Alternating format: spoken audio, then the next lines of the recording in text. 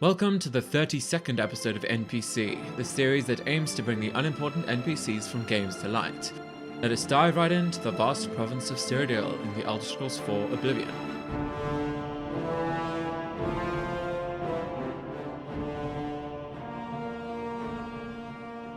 In episode 29, Dulgro Shug mentioned a couple of people, saying they are the right people. Look up Ida of Lenormand and Othrelas in the Elven Gardens. They're the right people. One of these is Ida of Lenormand. Ida of Lenormand is an imperial lady that has a strange hobby, jumping off high places. I understand Ida of Lenormand enjoys jumping off high things, like buildings. This is a surefire way of upgrading acrobatics in Oblivion, and of taking fall damage. Oh! Marinus is a basic average imperial man that thinks he is closer to Ida than he actually is. In fact, she probably doesn't think he exists. Poor man. Hopping up to Ida, she introduces herself with, Well, you interested in acrobatics training? You'll be quite a challenge. I'm Ida of Lenormand. Okay, no need to shade my jumping skill. It's just a sport. Chapel climbing.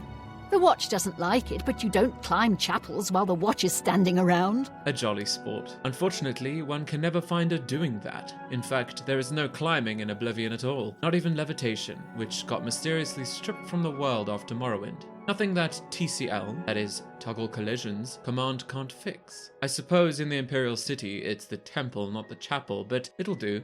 Also using the summon command to get her to me. Hi there. Ida?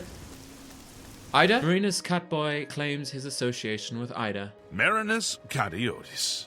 Ida of Lenormand and me, we're associates. Same interests, same styles. And asking him about big city life. This city life is killing me. Work all day long, drop dead, and they toss you in Lake Ramar. Just need to make my money at the arena and live easy. Ah, so he's a betting man. He's not a betting man. He never goes to the arena. I do wonder how soul-crushing his work is, though. Particularly because most NPCs just seem to wander and stand around all the time. Both Ida and Marinus wake up at 6 a.m. and spend the morning in their homes. You're not supposed to be in here. At lunchtime, they head to the King and Queen Tavern for a couple of hours. Despite being in the same room, Ida cares not for him at all, probably. I'm just being mean now.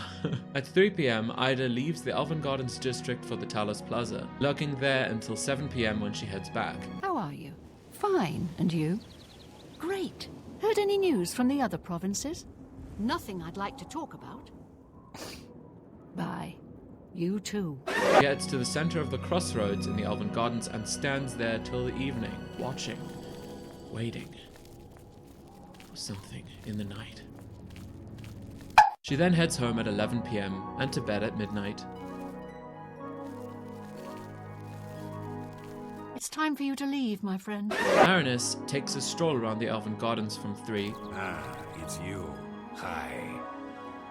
and heads home at 6. There he stays, eating and relaxing until bedtime. On Mondas, Midas, and Fredas, he heads to the temple. Have mercy.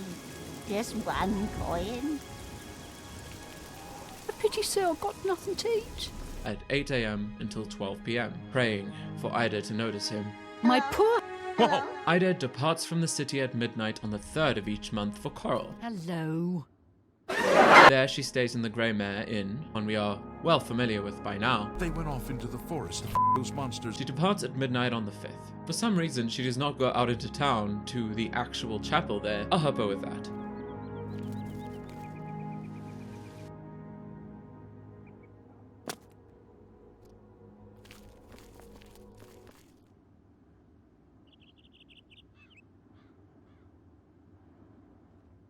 Ha!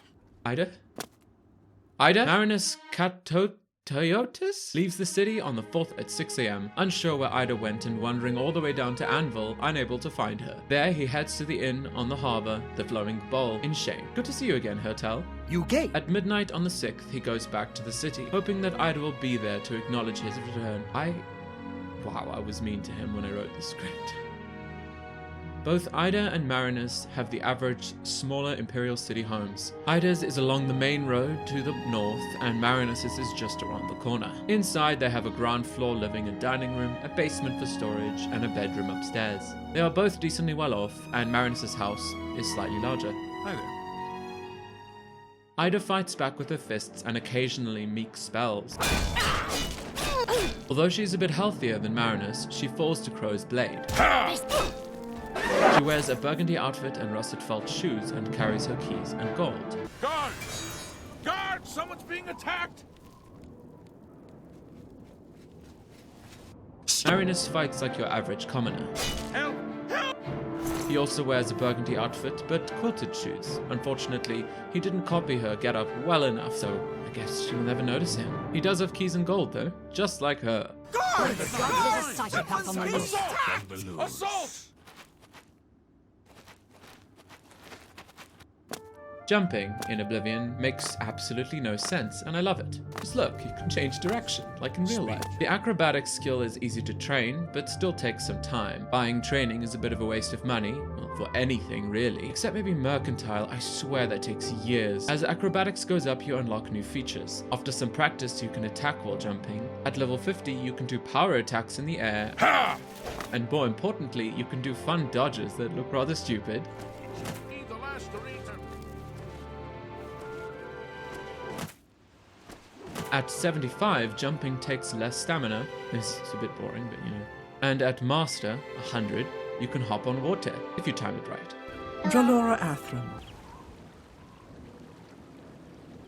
It's cool, but before this, jumping in water is still something you can do, albeit while sinking in a bit. And there's a walk on water spell effect. I suppose the main takeaway is just how ridiculously high and far you can jump. Also, this happened.